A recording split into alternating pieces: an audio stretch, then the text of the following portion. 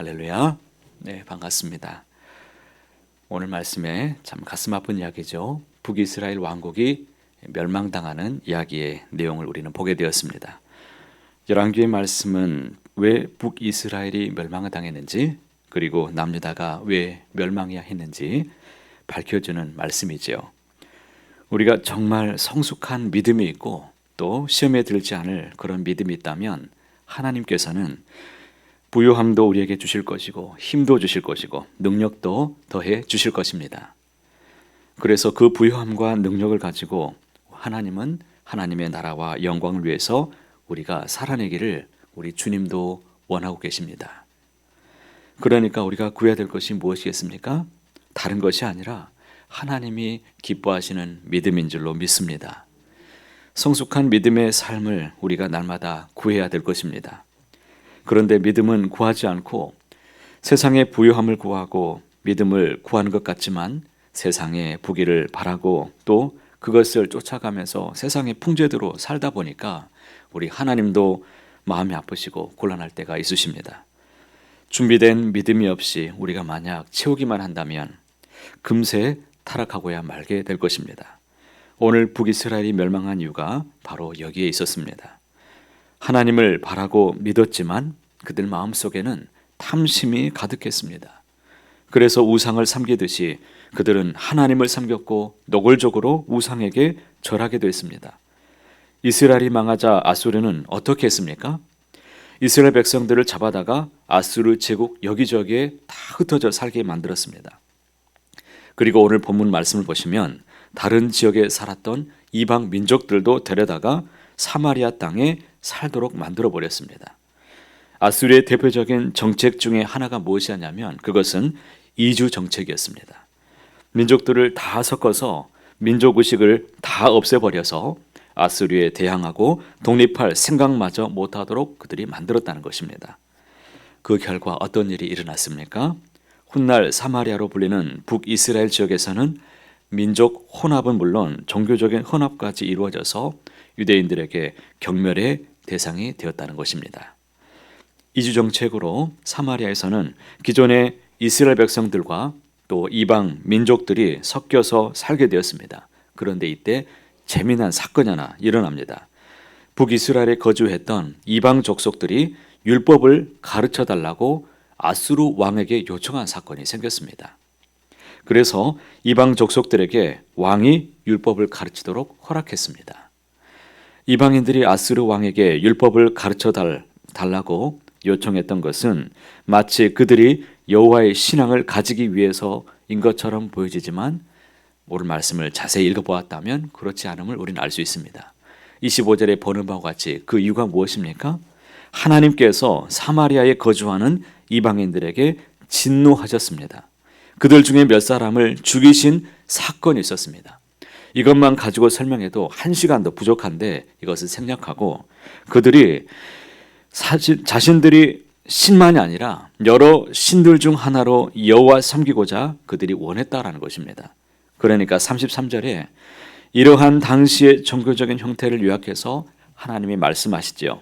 33절 말씀 우리가 함께 읽어보겠습니다.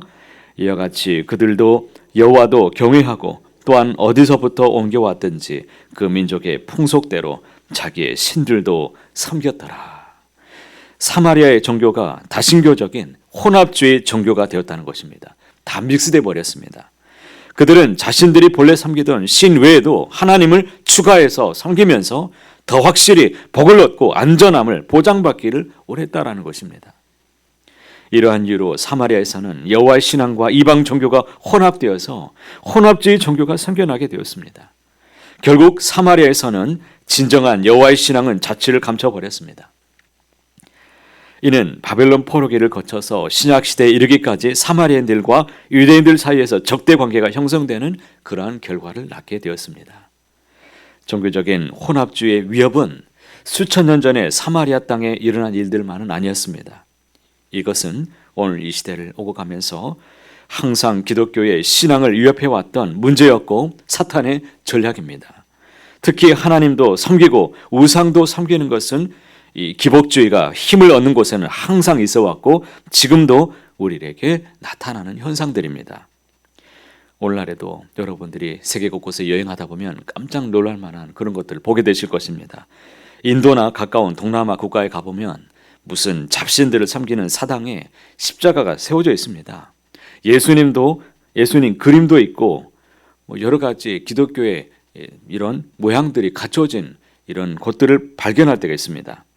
신을 많이 섬기면 섬길수록 좋다고 해서 아무렇지도 않게 이렇게 잡신을 섬기듯이 하나님을 섬깁니다.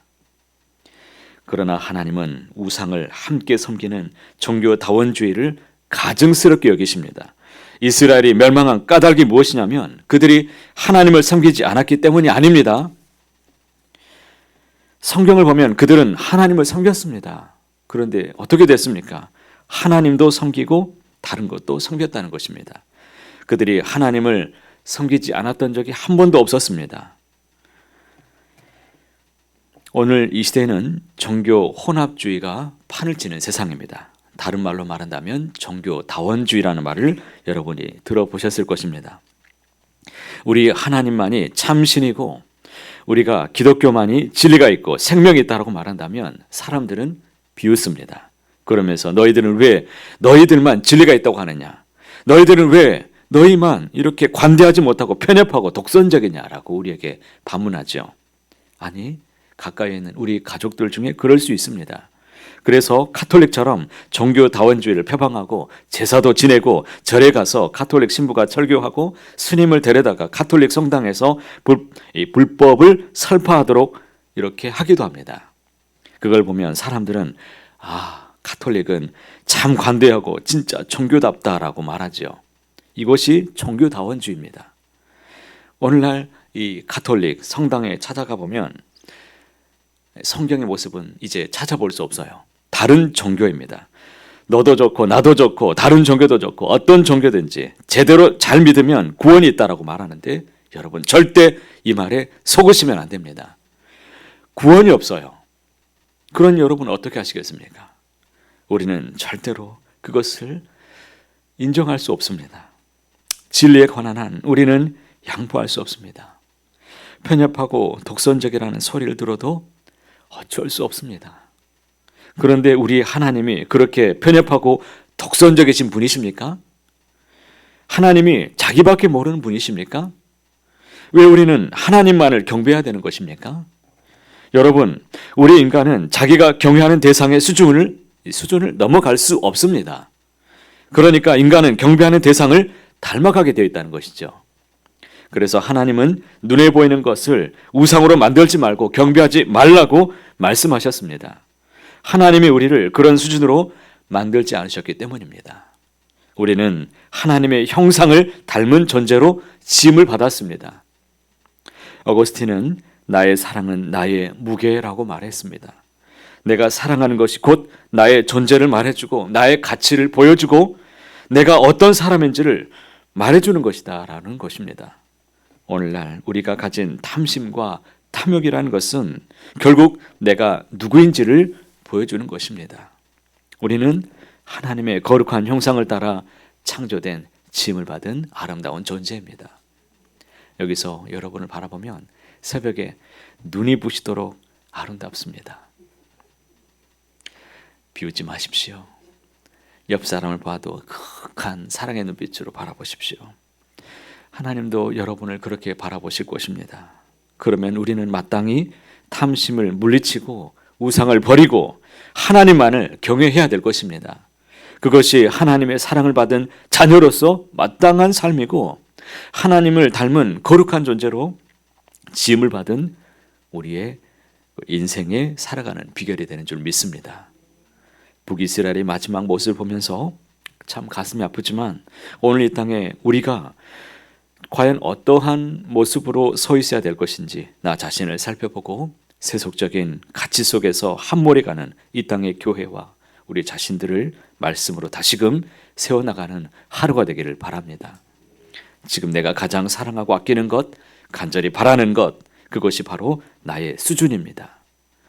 이제 하나님을 더욱 사랑하시고 하나님을 경외하는 존귀한 하나님의 자녀로 살아가는 저와 여러분 모두가 다 되시기를 뜻부신 주님의 이름으로 간절히 소원합니다.